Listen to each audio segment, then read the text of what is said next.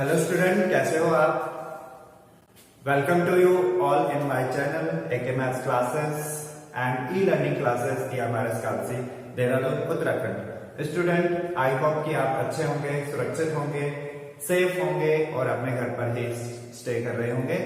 Student, आप घर पर ही बने रहें और वीडियोस के माध्यम से आप अपनी स्टडी को जारी रखें और हम आपके सामने लेकर आते रहेंगे इसी तरह की वीडियो जिसमें आप अपने सिलेबस से रिलेटेड सभी टॉपिक्स को देख सकते हो और उसका लाभ ले सकते हो। तो स्टूडेंट, पिछले वीडियो में हमने क्लास 7 मैथमेटिक्स के NCERT बुक के chapter number 2 fraction and decimals को स्टार्ट किया था और उसके कुछ टॉपिक्स को हमने कवर किया था। तो आज की इस वीडियो में भी हम उस टॉपिक पर बेस्ड ही कुछ वर्ड प्रॉब्लम के क्वेश्चन लेकर आए हैं। आई होप कि आपको समझ में आएगा। तो स्टूडेंट, चलिए स्टार्ट करते हैं क्वेश्चन को रीड करना। तो इन क्वेश्चंस में पहला क्वेश्चन है, Salil wants to put a picture in a frame. The picture is 703.5 centimeter wide. To fit in the frame, the picture cannot be more than 703.10 centimeter. How much should the picture be trimmed?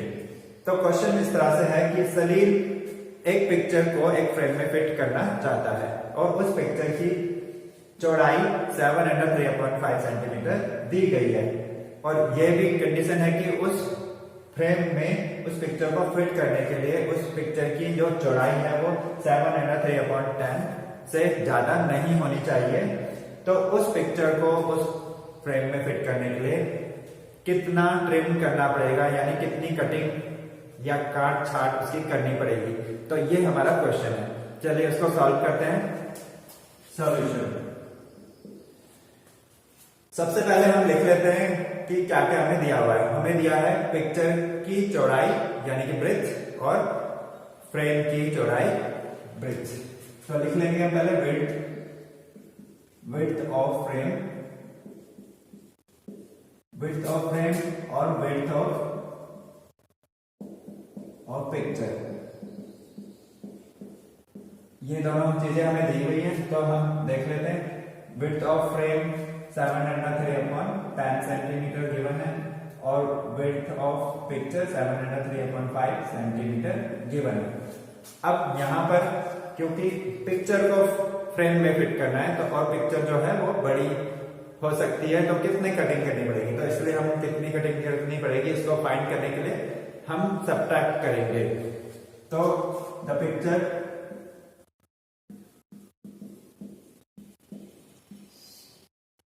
should be trimmed equals to, तो हम subtract करेंगे 703.5 centimetre minus 703.10 centimetre, क्योंकि इस picture को इस frame में fit करना है और पिक्चर बड़ी है तो इसलिए इसमें से इसको सबट्रैक्ट करने पर पता चलेगा कि कितनी उसको ट्रिम करना होगा। तो सबट्रैक्ट हम कर रहे हैं। यहाँ पर सबट्रैक्ट करने के लिए हमने प्रीवियस वीडियो में भी आपको बताया था कि पहले मिक्स फ्रैक्शन को इम्प्रॉपर फ्रैक्शन में कन्वर्ट करना होता है। तो करते हैं 5 7 35 plus 3 38 divided by 5 minus 10 7 70 plus 3 73 divided by 10। अब एलसीएम हम लेते हैं यहाँ पर और एलसीएम इसका 10 आया तो अब यहाँ पर 10 बनाने के लिए 2 से मल्टीप्लाई करना होगा। ये 76 हो गया, ये 73 होगा। सबट्रैक्ट करने पर हमें मिला 3/10 सेंटीमीटर। तो इसका मतलब पिक्चर को कितना ट्रिम करना होगा, 3/10 centimetre. This is the correct answer कि उस पिक्चर को 3/10 सेंटीमीटर कटिंग करके उस फ्रेम में फिट किया जा सकता है।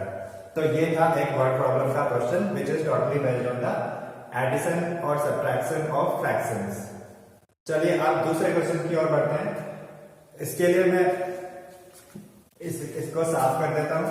Question number 2।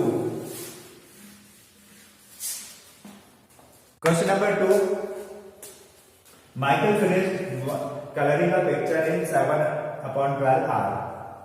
Weber finished coloring the same picture in 3/4 hour.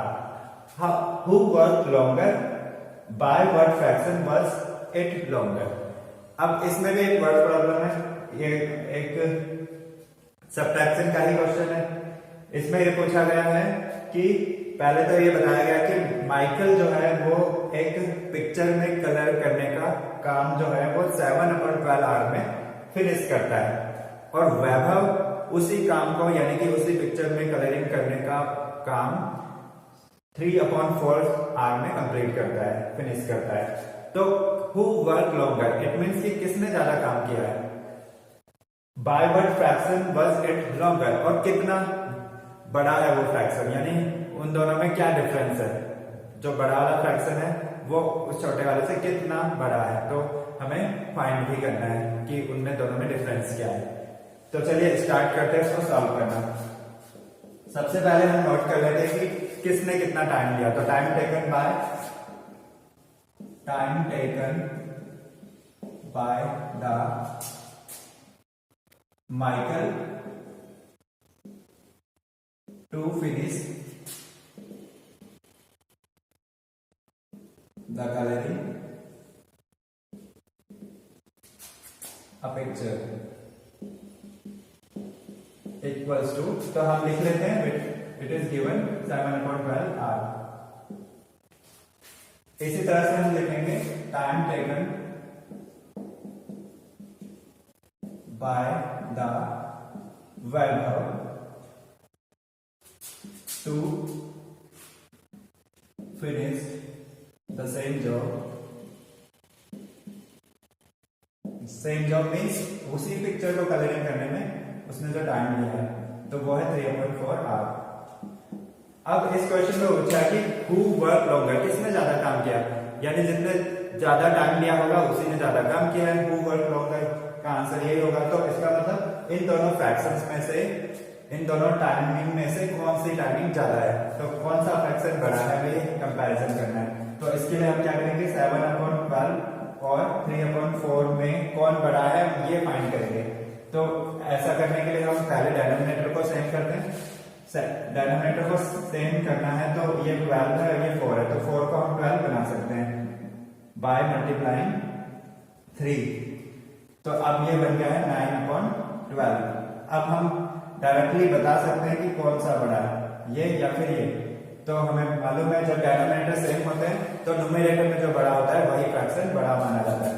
तो it is greater, 9/12 is greater than 7/12। अब लिख देंगे since 9/12 is greater than 7/12 therefore, अब ये 9/12 किससे बना था, 3/4 से बना था। तो इसका मतलब 3/4 जो टाइमिंग है वो 7/12 टाइमिंग से ज्यादा है। तो इसलिए किसने ज्यादा देर तक काम किया, वैभव ने। तो हम लिखेंगे therefore वैभव वर्क लॉन्गर, वैभव वर्क लॉन्गर, ये हमें पता चल गया। पहला क्वेश्चन ये था कि हु वर्क लॉन्गर, तो हमारा आंसर आया वैभव वर्क लॉन्गर। अब आगे भी पूछा हुआ है कि by what fraction was it longer, कितने फ्रैक्शन से ये बड़ा है। तो इसके लिए हम क्या करते हैं, डिफरेंस फाइंड आउट करेंगे। तो रिक्वायर्ड फ्रैक्शन जो होगा हमारा, रिक्वायर्ड फ्रैक्शन इक्वल्स टू, तो जो बड़ा होगा उसमें से हम सब्ट्रैक्ट कर देंगे, यानी कि 3/4 में से मुझे सब्ट्रैक्ट करना है 7/12 को। तो ये 9/12 था और ये 7/12 था। तो डायरेक्टली हम सब्ट्रैक्ट कर सकते हैं 9 - 7, तो इसका मतलब 2/12। और इसको हम कैंसिल करेंगे, 2 × 2 एंड 2 × 6 = 12, तो 1/6। तो फाइनल आंसर हमारा क्या होगा, 1/6 ऑफ एन आर। तो कितने फ्रैक्शन से ये बड़ा है, 1/6 ऑफ एन आर से ये बड़ा है।